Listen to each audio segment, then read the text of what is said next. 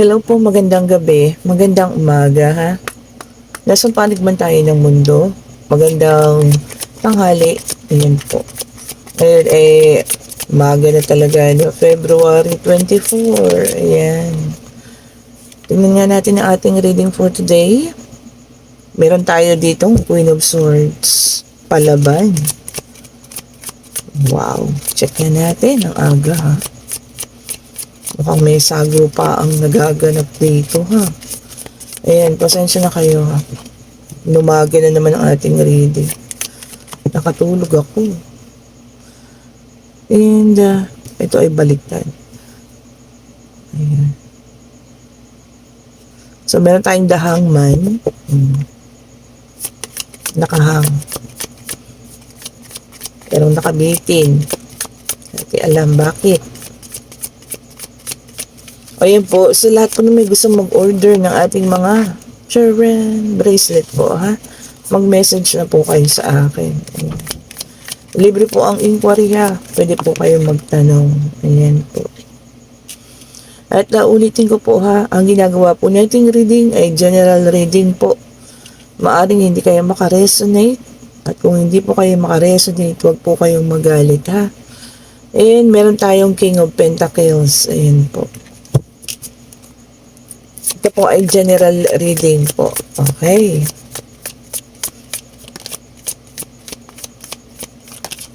Hindi ko alam kasi may nag-personal message sa akin kahapon. Galit po siya. So, hindi na lang natin pinatulan. So, this is a general reading po ha. Hindi po ito personal reading na kailangang mag-react kayo na parang kayo ang tawag dito. Personal reading ko na kayo para magalit kayo sa akin ng bongga-bongga. Okay po. General reading po ito ha. General reading.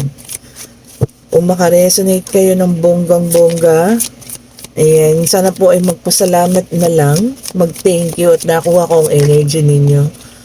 Kaysa po magalit kayo sa akin. So ayan, meron tayo ditong Knight of Cups. Okay po. Hindi ko lang maintindihan kasi sa iba naman, kagaya nung iba nga nagpapasalamat pa kapag ka nakaka-resonate sila sa reading. Pero may tao palang gano'n na kapag ka nakuha mo yung energy, galit. Okay. And pasensya na po kayo ha, sa pag-share ko ng experience. Yung iba pala ay hindi naman nagugustuhan. Ayan, pasensya na po kayo. Okay po. Wala rin naman na po akong binanggit na pangalan sa mga reading ko, no?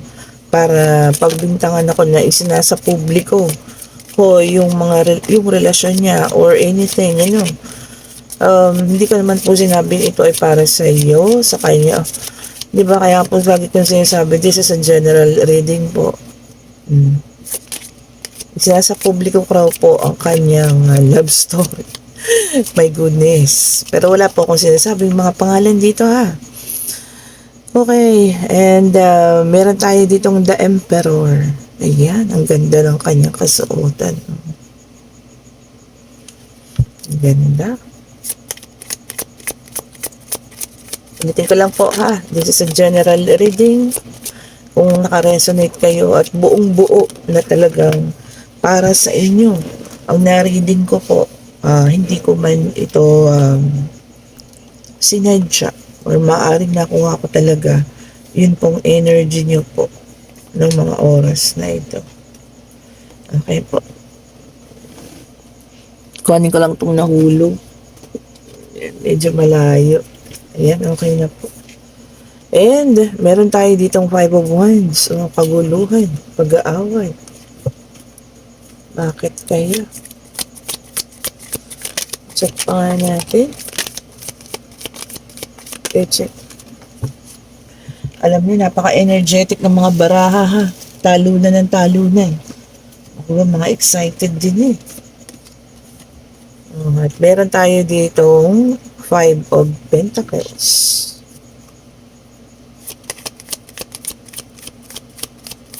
Sana lang. Sana wag na lumayo yung pag-flip. Layo talaga. ng mga kanilang ano po, pinagkakatakbuhan, ano. Ayan. Moving forward na tayo, ha? Move forward na po. Salamat sa mga nakaka-resonate. At huwag kayong magagalit po sa akin, ha? Tayo kumukuha lamang ng mga enerhiya po sa lahat ng mga nanonood sa YouTube. Okay po.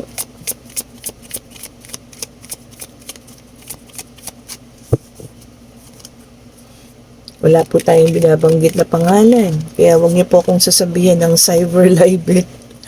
Diyos ko Lord, tinawanan ko na lamang po ang mga ganong akusasyon sa akin. Ano. Meron tayong The Empress. Oh, ayan. Ay. Sana po wag mo nanonood ng mga ganitong content sa YouTube kung masyado pong naapektuhan kayo, ha. Especially kung nangyayari sa inyo ngayon itong panahon na ito, yung mga ganitong bagay. Sobra kayo naapektuhan. Okay po. So, eto po, may nakita na tayo dito na parang nagkaroon ng kaguluhan, ha. Na ang isang tao nagkaroon ng pakiramdam na parang pagkahang or pagkabitin. Dalawang babae ang rito, ha. Isang Queen of Swords, ayan. At meron tayong isang The Empress, ayan. So definitely meron ditong umalis, ha. Ayan, naghiwalay. Okay po. So kaya lang dito, no, sa pag-alis ng isang tao dito, no, pagsama dito sa ating The Empress, ayan kasi. Hindi ko alam kung tunay na pagmamahal naman ang nararamdaman nitong itong ating King of Pentacles na yan, na lumayas. Kasi may matanda rito, ayan. Maaring merong ang tawag dito, ang tawag doon, yung gumagawa ng mga, hindi naman love spell pero ito kasi ang ating The Empress, parang meron siyang spell na ginagamit. Ano nga yung tawag dun? Nakalimutan ko na. Basta meron po siyang ginagawa, para mapasunod itong person mo. Kasi tingnan mo nangyari, nagkaroon na nga ng kaguluhan, Kumbaga, nagkaroon kayo ng diskusyonan, ayan, nag-open na, Kumbaga, talagang nagkaroon na ng pagsasabihan na iiwanan, kasama sa iba, ganyan. Yun, naalala ko na yung term. Okay po, ayan, so nagkaroon na ng away, ito, talagang umalis siya, ayan, ayan, sumunod dito sa ating The Empress, ayun. Meron tayong nakita ritong matanda, na maaring kinukuhaan niya ng kanyang orasyon. See? Alam niyo, hindi totoo yan, ha. Totoo po yan. Kung sino naman ang makaka-resonate dito, huwag kayo na namang gigil sa akin, ha. Okay po. So, ayun, may somebody na gumagamit ng pag-orasyon dito. At itong The Empress, iyon, nakuha niya sa isang matanda. Alam kung sino yan. Marami pong ganyan, ha. Hindi pa po nawawala sa kultura natin yan dito sa Pilipinas. Especially kung meron kang gustong taong kontrolin. Ayan. May gumagawa ng pag-oorasyon. Ayan. Kailangan nakita natin. Kasi na-involves na naman ditong hindi magandang Kaya itong person mo naman, sunod-sunuran. Ayun, sunod-sunod sa kanya. Wala po kayong magagawa sa isang taong na love spell o na orasyonan, ha. Kahit anong sabihin niyo po dyan. Galit lang ang makukuha niyo dyan. Diba? Kahit anong sabihin niyo, galit po yan. And then, meron tayong 9 of Cups, water sign, Cancer, Scorpio, and Pisces. Sabi rito, emotional stability. Siyempre, talaga namang yun ang unang-una mong hahanapin, yung maging stable ang emosyon mo. Pagkatapos ng mga bagay-bagay na ito, Okay po. At At saka ang taong ito, yung nagamitan ng mga orasyon, mga ganyan, spell, o ano man. Hindi yung makakausap ng maayos yan. Puro galit po ang hiharap sa inyo yan. Magtataka ka, nasa na yung respeto at pagmamahal ng mga nakararaan na meron kayo. Parang biglang nawala, di ba? Tapos ngayon, sa lahat ng desisyon ng babae, ito sunod-sunuran siya. Di po ba? Oh, correct me if I'm wrong. Ilagay sa comment section, ha? And then, meron tayo ditong temperance, which is a fire sign. Ayan. So, sabi rito, no? Nagkaroon ng parang addiction ang taong ito doon sa isa. Oo nga. So, hindi niya mabitawan, hindi niya maiwanan. Yung pakiramdam na para bang, ay hindi, kailangan ko siyang sundin. Mga ganun. Yun yung pakiramdam, ha. So, water and fire. Nakakaloka. Ayun ba itong energy na ito? Mga spell at na orasyon na ganyan, ano? Okay po. Sa akin kasi, pagka may mga ganito, dasal na lang. Sa Diyos tayo kakapit po, ha? Okay, and then meron tayong Ace of Cups, water sign, ayan. Eh, sabi niya rito, new feelings of spirituality. So, ikaw naman, na ikaw na naiwanan, ganyan, kumakapit na lang tayo sa Panginoon. O, diba? Although, alam natin na something is wrong. May mali. Pero, yun nga, wala tayong ebidensya. Kumbaga, sabi nga wala tayong magagawa dahil nandiyan na, kapit na lang tayo sa Panginoon, which is, pinaka the best. Okay, then meron tayong Knight of Swords, air sign. So, fire, air, and water.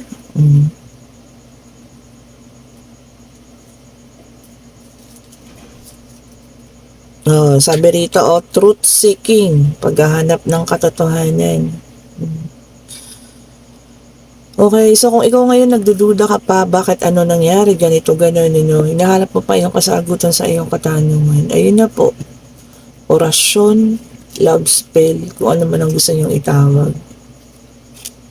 Kasi magulat ka, biglang sudden change, no? Bigla ang pagbabago ng taong ito, pero wala ka namang ginagawa. Tapos, tuwing kakausapin mo, puro galit na lang ang ihaharap sa'yo. Di po ba? Okay, and then meron tayong 8 of Cups, which is a water sign. Ito para sa iba naman, ha. May ilan sa inyo po makakaranas ng disappointment. Ayan. Tapos withdrawal o pag-alis sa isang pangyayari. Or maaaring may tatakas din sa isang relasyon, ha. Baka ikakasal na to, tapos biglang makapag-decide na ayaw pa. O bigla pong aayaw, ha. Meron pong ganun pangyayari, senaryo. And then, meron tayong ditong 3 of Cups in reverse, which is a water sign. Earth na lang pala yung kulang natin, ano? Ito ay para din sa iba, no? Naghahanap lang ng, alone time. Ayan, ha? Sariling oras lang daw muna. Ayaw mo na makihalubilo, ano? And meron din yung iba rito pag-uusapan, ha? Kumbaga kayo yung magiging topic ng isang pagchichismisan, gano'n. Talk of the town. Kumbaga kayo yung magiging topic, ano. Kung sino naman po, ha. And the hangman ulit, which is a water sign. Sabi rito na yung iba magkakaroon ng enlightenment. Ayan. Pagbubukas ulit ng mga puso siguro ito. Ayan. Panibagong pag-iisip, ano. Kung ano mang enlightenment ang inyong maaaring makita. Sana para sa maganda, ano, para sa pagbabago. And then, meron tayong the Emperor, which is a fire sign. Kompleto na. Ay, hindi pa. Wala pang Earth. So, sabi rito, no, ang iba sa iyo naghahanap ng father figure. Baka ito yung mga maagang na ulila sa ama, ha. Kasi naman kayo dyan. Or maaring isa rin kayong father figure, sinasabi nga, no? Kumbaga, napaka-responsable yung tao. Ayan. Napakaswerte makaharap ng gano'n, ano? Talagang kayo yung magiging, responsabling nila lang. Ayan. Then, meron tayong Ten of Pentacles, which is an earth sign. Okay po. Ay, ganda nito, no? Pagulan ng kaperahan. Ayan, shower of success. And stability. Oh, ayan na, lumabas na ang earth. I-claim na natin yan, ha? Shower of success and stability. Oh, diba? So, ito na yung turning point din ng buhay mo or ng career mo na kung saan magiging mas maayos, mas maraming financial na parating. Ayan po, ha? Ayan. So, pagbutihin na lang natin. Pagbutihin ang paghawak sa pera. Pagbutihin din ang pagtetrabaho. O, sakto, O, ayan. Four of Pentacles. Ayan, earth sign. Sabi niya, saving money. Ayan. And, wealth and security. O, magkasunod pa. I-claim na po natin lahat yan, ha? Ang pagdating ng pera at sabi nga po, alagaan, ha? Ang mga paparating na ito. Tama-tama. Ako naman. Ang ganda. Para sa ating lahat yan. So, i-claim nyo na wealth and security and pagsasave ng money. Shower of financial blessing din. Meron na tayong the magician na ni air sign. Ayan. Manifestation. So, marami dito sa inyo ang nagmamanifest onto something. Kung ano man itong manifesting na ito, no? Ayan na, paparating na. Maaring sa love life, no? Maaring sa career, ayan. Maaring sa family, may hinihingi tayo. Ayan. Kung ito ay puro sa kabutihan, bakit naman hindi ibibigay ng Panginoon, ano? Lahat po kung para sa kabutihan ninyo, para kabutihan ng pamilya ninyo. Huwag po kayong mag-alala at ibibigay po yan sa inyo, no? Lahat ng minamanifest ninyo. At ito na yung last sa deck of cards. Queen of Wands, a fire sign.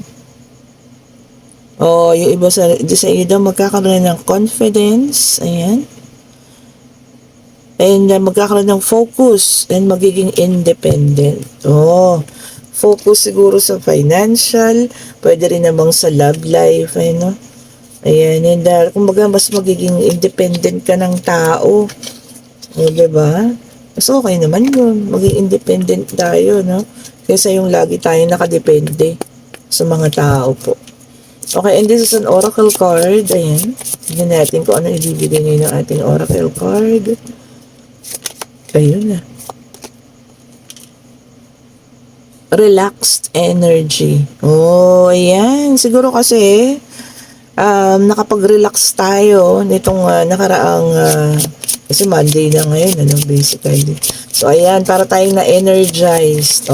Tama naman. Diba? Tama-tama po yun, ha. Pero kung kayo naman burnout pa rin, ayan, extend lang po ng ha. Extend po ng bakasyon kung kaya. Diba? Pagbibigyan naman kayo. Ayan po, ha, starting bukas hanggang Friday. Free na free po tayo na magbigay ng private reading. Hindi po free reading, ha. Libre po ang ating oras. Ayan. Kung sino pong nais magpa-schedule sa ating private reading. Ayan. Private reading po tayo Tuesday hanggang Friday. Humingi na po kayo sa akin ng schedule po, ha.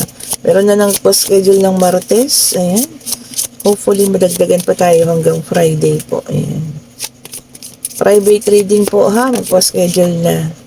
Hindi po free. Free lang yung oras ko. Ayan. And then, meron tayo ditong karma. Ayan, ha. Sabi dito, no?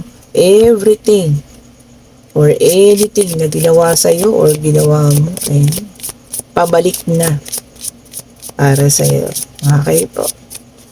Kung ano man yan, mabuti, kay masama, ayan, pabalik na po sa'yo ang karma na yan. Sana maganda, no? Di po ba? Mga unexpected blessing, ganyan. And vitality or kalakasan. Ito parang halos everyday lumalabas si vitality, no? Siguro talaga nire-remind tayo, no? which is our strength. Kumbaga yung kalakasan natin ngayon, yun yung pinaka-the best na dapat natin iniingatan po. Whether it's a physical na kalakasan natin or emotional na kalakasan, ingatan po natin. Especially kung emotional na kalakasan, tapos na damage, naku, it could lead on to something po depression, mga ganyan. So, ang inyong kalakasan po ay inyong ingatan. Sabi niya, vitality. Kung sa physical naman, hindi tayo palaging bata, ha? Kaya po ingatan din ang ating mga katawan. Huwag din abusuin. Yun. Reminding us, to take care of ourselves. Yan. Okay po ha, kung sino nais ng private reading. Ayan. Pa-schedule na kayo ha. Mula Tuesday hanggang Friday, available po tayo. Isa na lamang. Ayan natin ang ibibigay ng ayun na. Kumawala ng, sige, ito ay medyo marami, pero kukunin natin yung pinakailalim. Protection, sabi niya. Ayan, so mag-order na kayo ng mga charms, ayan, as a protection. Nahuli dun no? Pero hindi. Minsan kailangan talaga natin magsuot ng mga protection, no? Pero syempre, ang pinakamalakas na protection natin, aside sa mga kristal yan, ang ating pananalig sa Panginoon. Diba? Hindi ka mawawala sa focus kapag nakakapit ka sa ating Panginoong Diyos. Yan ang unang-unang nagpo-protekta sa atin, ha? Especially kapag kayo talagang, alam niyo yun, hindi nawawala sa inyo yung pagsisimba, ganyan, pagtawag sa Panginoon. Ayun po, ha? Okay po. Ayan. And, ito na ang ating, yes and no card. Okay po. Pwede na kayo magtanong ng, whether it's pag-ibig, ayan, pangyayari, kung ano man pag-travel, examinasyon, or, ayun na. Tumalon talaga yun. Nakita nyo yun? Ang sagot po ay maaari or maybe. And this is the Hierophant, ayan. This is something about marriage or kasal. Okay po. Pwede ring education, ayan, knowledge, or maaari may matututunan kayo, tungkol sa pagpapakasal, meron mga nagsiseminar, ganyan, or maaari magtatanong din kayo sa mga taong matagal lang kinasal, Ang kasal is, marami nasisirang kasal ngayon, ha? Diba? So, bago tayo mag-isip ng mga ganong bagay pala, pakaisipin munang mabuti kung talagang nais nyo ng mag-asawa or magpakasal po. Okay po, ayan. So, kaya lumabas siguro ang The Hierophant, ang sagot po ay maaari din kung ano man ang inyong itinanong. Okay po, kung sino ang may nais ng private reading, ayan, pwede na po kayo magpa-schedule. At sa mga may gusto po ng ating mga bracelet o lucky charms, ito po ang ating Tiger Eye for wisdom and clarity. Para kung ano man ang intention sa'yo ng mga tao, makikita mo agad, mararamdaman mo. Meron din tayo ditong Black Rose Tourmaline para sa mga omen. Ayan, para sa mga orasyon. Ayan. And meron tayo dito para sa pag-ibig ang ating Rose Quartz. Ayan. Pwede rin ng Green Aventurine para sa pag-ibig kung gusto niyo maayos pa ang inyong mga relasyon. At syempre ang ating Carnelian, ayan, nakakaunti na lang na naman. Kung sino po ang may gusto ng Carnelian, ha, manifesting somebody na talagang gusto niyong bumalik sa buhay ninyo. Kahit sino po, ha, whether it's your partner, ex-partner, pwede pong mga kapatid, ayan, na nagkahiwa-hiwalay, ayan po. And then, meron tayo ditong original jade. Ito na lang, isa na lang siya kasi naka-reserve na po yung isa. Meron nang nagpa-reserve. Ayan. So, may isa pa tayo rito, original jade. And meron tayong citrine mantra. Okay po. And ito mga nagliliwanag. Ayan, citrine po lahat yan. This is the original. Ayan. Ito po, ang original jade po, ha, walang bula. Super clear. Ayan. Walang tatak na mantra. May kabigatan. Okay po. Wag niyo po akong, kasi may nag-chat sa akin, ano, medyo na-annoy ako sa mga katanungan niya. Pinagpipilitan niya sa akin na ang original mantra daw po ay may puti-puti at may bula-bula. Hindi po. Impurities po yun. Kaya nga po original kasi pure citrine mantra po. Kagaya po nitong mga mantra, may mantra, may dasal. Kung ano yan, tawag ito, makikita nyo, no? Parang may bilog-bilog din siya sa loob. Ibig sabihin po, hindi siya pure. Kaya nga po original citrine. Ayan, pure po yun. Ganon din po ang jade ha. Dalawang klase. Meron tayong rainbow jade at original jade. Ang original jade po ay pure po yan. And ito naman, ang rainbow jade, kasama po yung mga impurities, kaya po iba-iba yung kulay. Okay po, kumbaga nung pinalis siya, kasama po yung mga bato-bato po. Pero wala namang masamang epekto, no? Same din naman yung effect. Parehas din sa citrine po. Yung quality lang po ng stone. Kaya mas mahal po yung mga original. Ayan. And meron tayo ditong amethyst. Ayan, for good luck and good health. And mga black tourmaline po. Para sa mga negatibong enerhiya, gagawin niyang positibo. And sinabi ko na nga ang ating rainbow jade, ito siya. At ito ang combination of tiger eye and black tourmaline po. Ayan, so kayo po ay magmensahe na kung anong gusto ninyo dito sa ating mga bracelet. Ako po ang iyong makakausap ngayong umagang ito. Maraming salamat po. Thank you so much for watching. Have a great day. Pa-like, pa-share, pa-subscribe, and hit the notification bell po para lagi kayong updated sa mga bagong video na nire-release. Thank you so much sa mga bagong subscribers, sa mga datihan na. Ayan. Talagang lumalaki na tayo kasi po meron na mga basher. At pinipersonal message pa ako. Okay po. Nagugulat naman ako kasi pinipersonal message ako. Ayan, salamat pong muli at good morning po sa inyo ha. Bye-bye po. Happy Monday.